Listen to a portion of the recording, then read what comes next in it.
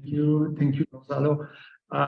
Effectively, you already offer a really nice presentation full of elements, and really happy to follow the consequences of these, even following the discussion. Above all, because I see some of our colleagues who are among the most important scholars, I mean, in terms of expertise in the recurrent studies.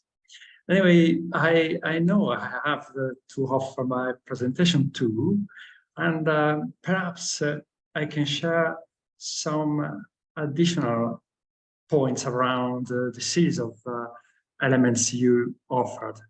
I don't know if you can see the full screen of this presentation on yeah, we can. Hermeneutics and Sociology of Recognition. Okay, between Ricker and Habermas. I will say immediately that the concept, just to introduce the point, the concept of recognition identifies a cornerstone of the new dynamic or problematic structures of contemporary social life, including the problems of recognition in a multicultural society and the struggles for recognition of individuals, associations, and identitarian groups. It is also a fundamental term for different theoretical and empirical areas of research, such as psychology, sociology, and obviously politics. Yeah, I will examine the issue of recognition in sociology, assuming a philosophical hermeneutical perspective.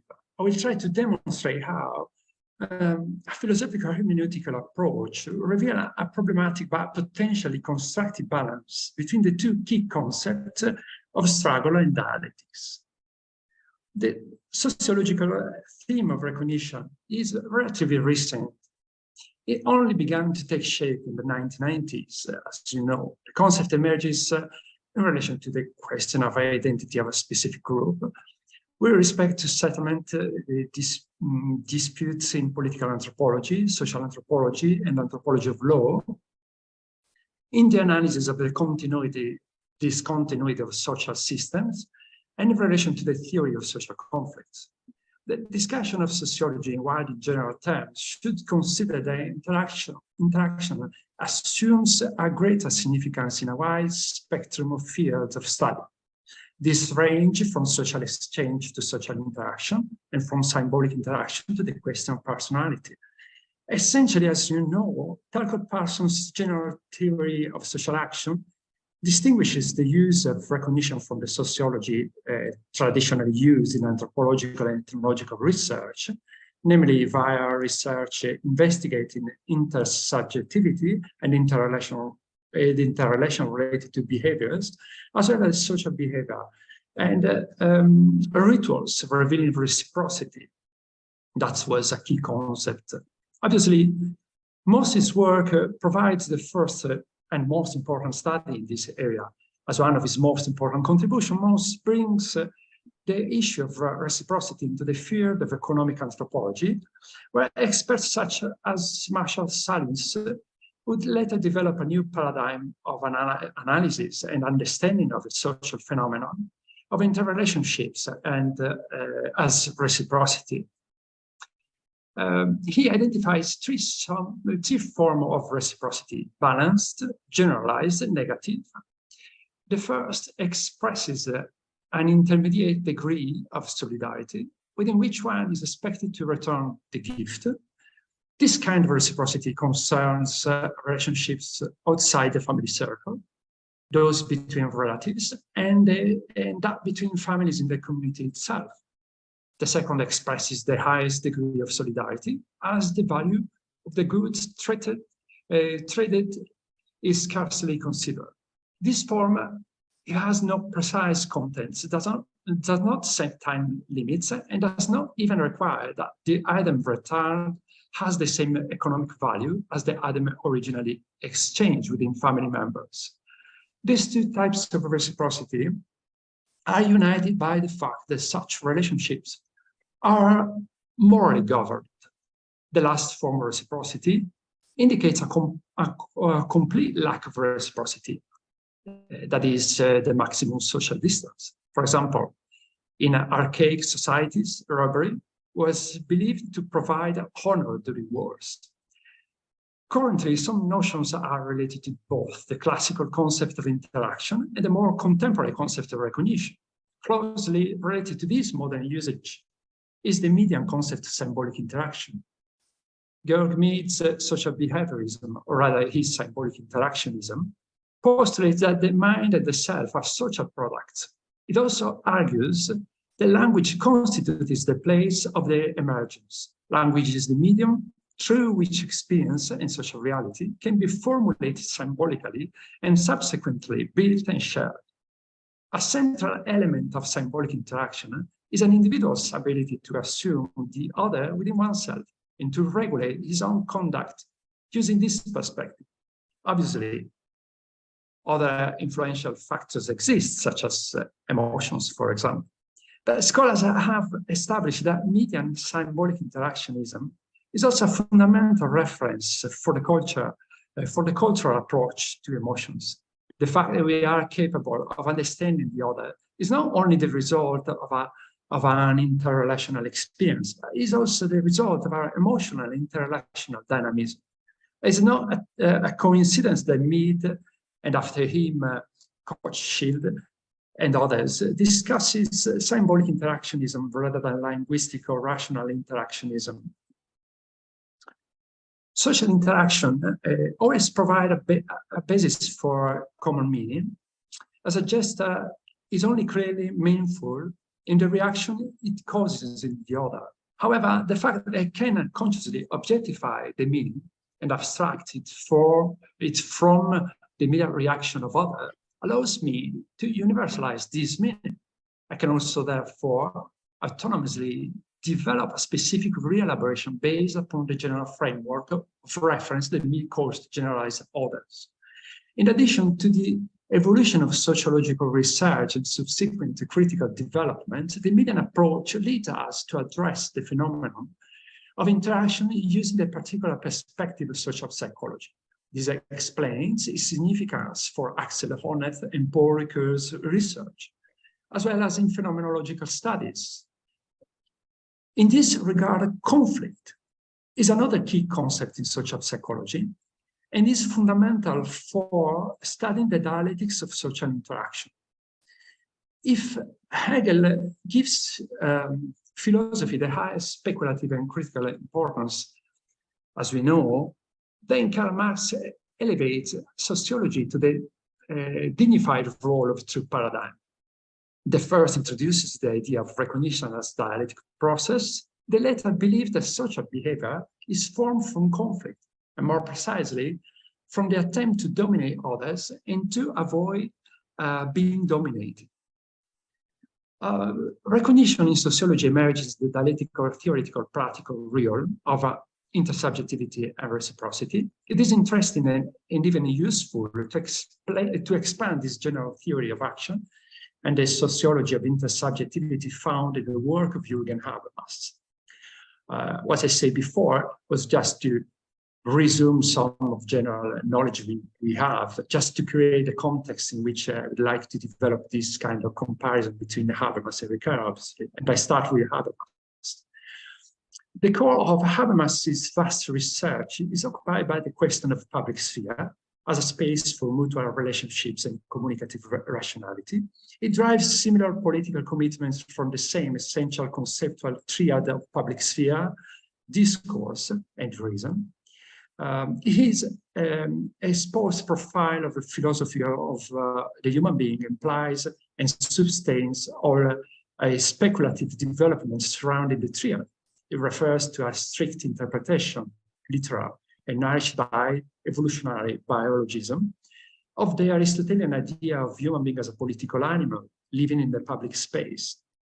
A comparison with biology and the behavior of newly born mammals reveals that no other species, in Habermas' understanding, no other species in the world emerges as imperfect and helpless as human beings. We are radically dependent on each other and are thus constitutively intersubjective. We become persons in the public space because we continually learn from each other. The specific dimension of human intersubjectivity is echoed throughout Habermas' entire corpus. In comparison, with the specific context of our social reality, Habermas initially observes a general dynamism of coercive and repressive nature, within which the work of social critique and the militancy of a free and emancipatory communication were considered necessary and urgent for ensuring authentic human coexistence in a positive state. Subsequently, he has changed the angle of his diagnosis by considering the importance of the progressively complex modern society. Research on the forms and methods of communication assume the meaning and significance of systematic sociological research. This occurs because communication is now the ultimate structure of social reality. The basic reference for this notion in Habermas is Habermas' theory of communicative action, obviously, which is entirely centered on a theory of action. One could also say that, on the one hand, this text focuses on the dialectic between instrumental action and communicative action, and on the other hand, between the life world and system. The modern system responds for the first time by interfering in the life of the world to a degree far exceeding the direct needs of material reproduction. For Habermas, this problem is both speculative and political, and is radically and directly connected to the human condition, which is essentially intersubjective. The crucial focus of Habermas's diagnosis of contemporary society addresses the massive and growing interference of the system in the life world, which is not to be understood only in the sense of the public's pervasive interference in the private sphere. The life world are threatened by an internal colonization expressed via a new form of social violence and the level of communication and the conduct of life. Quote, a progressively rationalized life world is both uncoupled from and made dependent upon increasingly complex, formally organized domains of action. This dependency resulting from the mediatization of the life world by system imperatives assumes the sociopathological form of an internal colonization, when critical disequilibria in material reproduction can be avoided only at the cost of disturbances in the symbolic reproduction of the life world. One of the most important mature additions to Habermas' theory is a consideration of social movements dedicated to specific causes, such as environmentalists, feminism, and so on. Operating in this specific social, moral, and cultural context, these citizen-led movements may be able to restore the independence, uniqueness, and value of the life world. Habermas argues that somehow the life world is still providing an arena for emancipation and interrelation, and therefore the subsequent realization of the individual as a person. The life world is composed of culture, society, and personality. However, the faculty and the heuristic power operating in relation to the dynamism of social evaluation are assumed by a dialectic existing within the system. This systemic evolution is comparable to an increase in capacity for societal control, while the gap between culture, society, and personality indicate the state of development of a symbolically structured life world. Mead is one of Habermas' main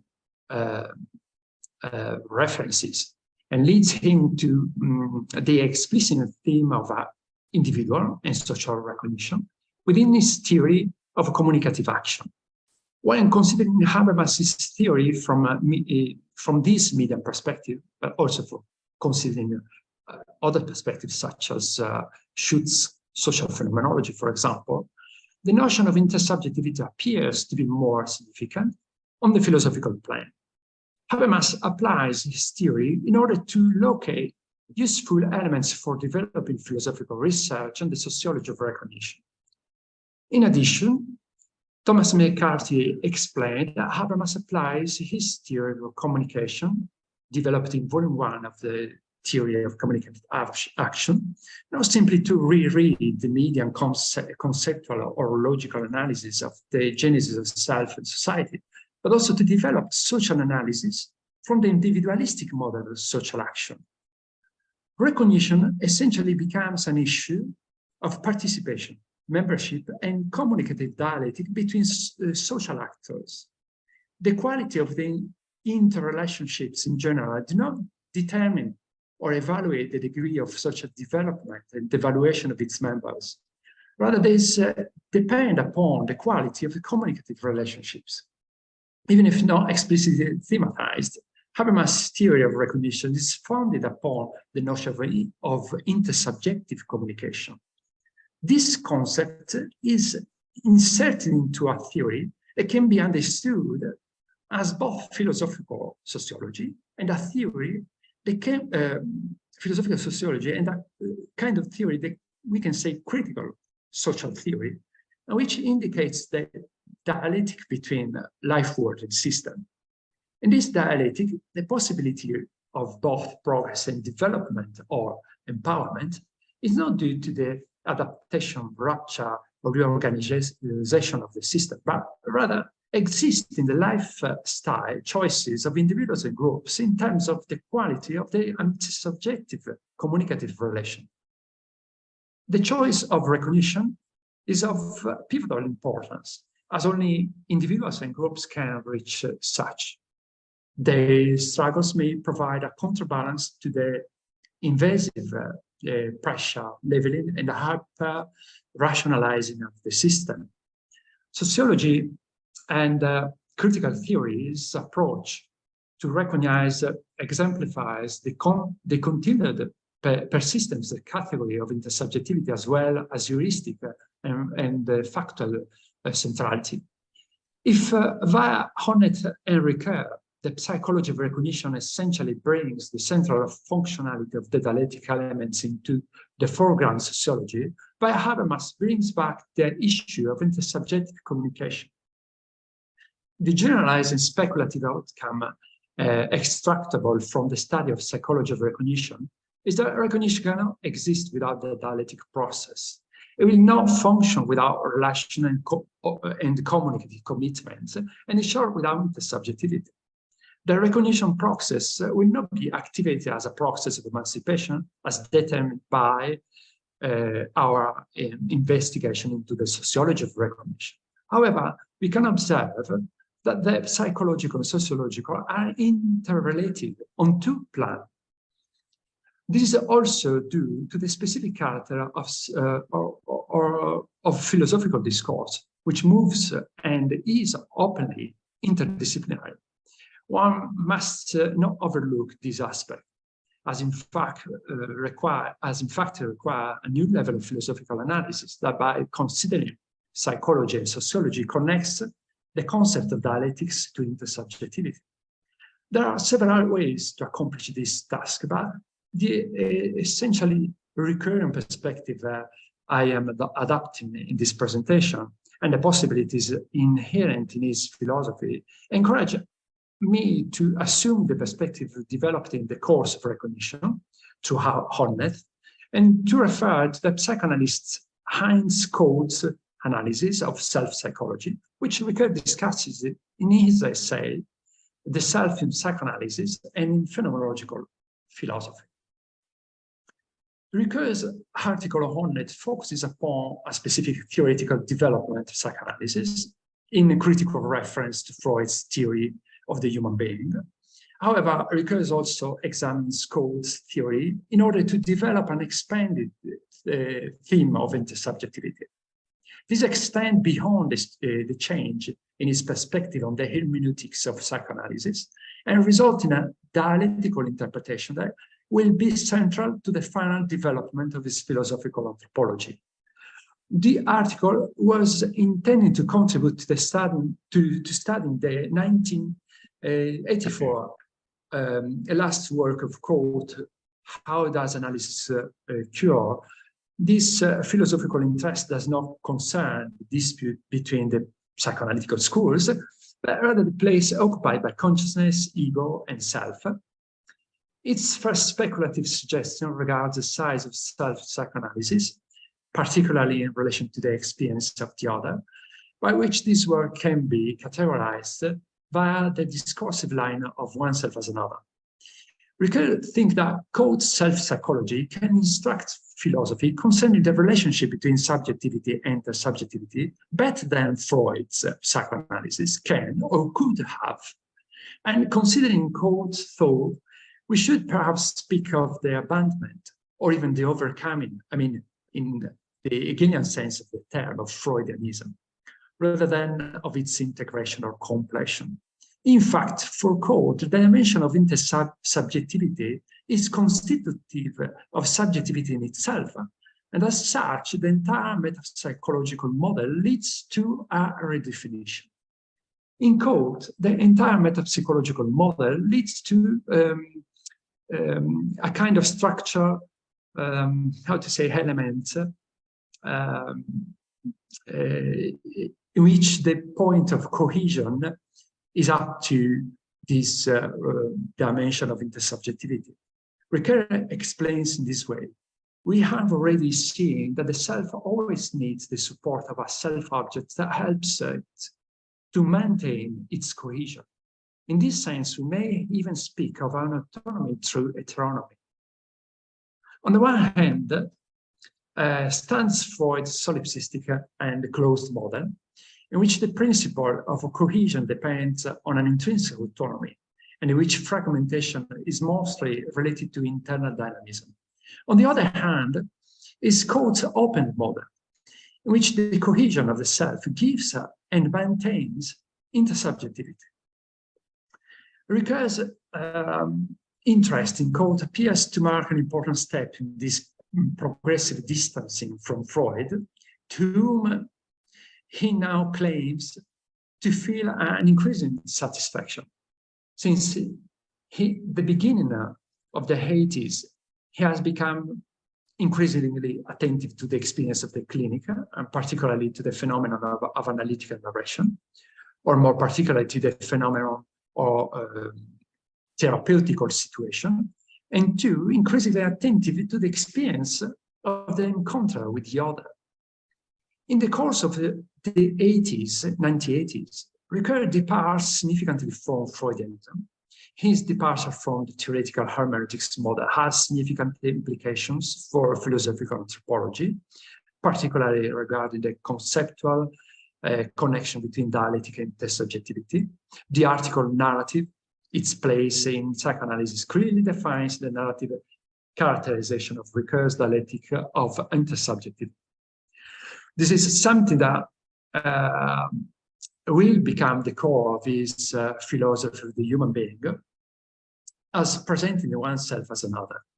Ricoeur realizes a hermeneutical phenomenology of the self, sketching out a philosophy of the capable human being, which has a first constitutional speculative element, hidden idea of identity as a dialectic process, and as a second constitutional element, the idea of intersubjectivity as a part of a process to structure and to becoming a person. Personal identity and human emancipation are now reinterpreted as a valid process or dialectical recognition. Somehow, this is the consequence related to the reactualization and remodulation of the Freud-Hegel dialectic between an archaeological and a teleological hermeneutics, as it was discussed and used in the book Freud and Philosophy. And it will constitute the base for another in-depth analysis in his last book of The Course of Recognition, wherein the philosophy of the capable human being is reconsidered and expanded using, not explicitly, the dialectic between Hegelianism and Freudianism as theoretical stance. In The Course of Recognition, in fact, hidden thematic pillar is the dialectic between Hegelianism and Freudianism.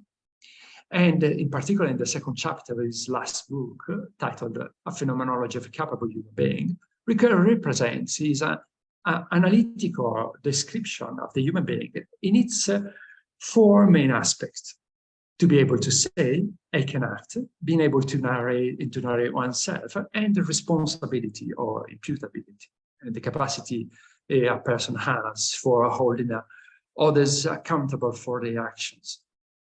All of these characterizations are related to the deeper human reality of human capacities and potential. It is a correlation, functioning, and dynamism between, from the one side, the ontological dynamism, potential, and action, and from the other, the dialectic of recognition as a process of personal emancipation, and at the same time, an internal realization process of mutual recognition. The theory of recognition developed in the course of recognition is explicitly connected to Hornet's struggle for recognition. With him, Ricoeur shares a similar speculative background and perspective. In fact, similarly to Hornet, Ricoeur connects his theorization to the Hegelian dialectic of recognition. In his book, as you know, Hornet pursues his project of the elaboration of an ethic of conflict along the line of preliminary historical, philosophical, and empirical work, which occupies 2/3 of the book, in fact. Hornet now simply reproposes and describes Hegel's early 3 forms of recognition: love, rights, and social esteems, but he tries to propose a perspective renewed through mid-social psychology and empiricism. And it is in relation to the first of these 3 Hegelian moments that the discussion of recognition in terms of psychology starts from both Hornet and Ricoeur. Ricoeur manifests some resistances to accept this renewal of Hegel using mid-empiricism, even if from him the empirical approach to love constitutes a fundamental passage for his psychology of recognition. The difference between Ricoeur and Hornet becomes clear and significant only through studying the transition from family recognition to social recognition and the inner dynamisms of social recognition. Only for Hornet, in fact, is the fighting the key concept for this transition and for the interpretation of social dynamism. In Ricoeur subject conception, the first factor that describes the self is to act, action. This essentially defines the primacy of the ontological dialectic of power/act as a dialectical of expression and not as a dialectical of power. Not simply I can, but I can act. Not simply I can act as I can, but I can because I can act. Because I act. I can act through speech acts of making, through narrations, and acts of responsibility. We can say that Ricoeur's philosophical anthropology calls into question some way to reconsider and retreat the psychological and sociological question of recognition on the side of civic and ethical responsibility of the person, or better, to reconsider and retreat it as a matter, first of all, of a moral and civic responsibility and of emancipatory participation of the people, of all people, of each person. This seems to be the basic general premise of his philosophy of recognition, even if his practical operative proposal is exactly outlined dialectic with Hornet, treating the cluster of meaning concerning the recognition of the other. The important point is that the recognition of self and other is always tied to mutuality, respect, and gratitude. Ricoeur has on it as his fundamental dialectical or critical reference, in particular his analysis of 3-4 recognition as mutuality, the pre-juridical form of mutual recognition, that is love, the juridical instrument of political and social recognition, that is legal rights, the practical and cultural instruments of social confidence, that is social esteem. Ricoeur is aware of the importance and centrality of this analytical grid. De facto, the absence of love can result in no acceptance, exclusion, humiliation. The absence of legal rights causes disrespect, unbalanced relations, illegality, injustice, and so on. The other misrecognition, however, Ricoeur goes beyond these levels of analysis, leading the research on the recognition at the level of moral problematization, levels in which recognition is reflected in the practical of the ideal, in the practice of the ideal mutuality as gift giving. In the exchange of gifts and in gratitude, the philosophy of recognition reveals the human spiritual logic of superabundance in the love of enemies and in pardon, a perspective for a very high-level conception and vision of personal and social emancipation and realization. This is the last slide.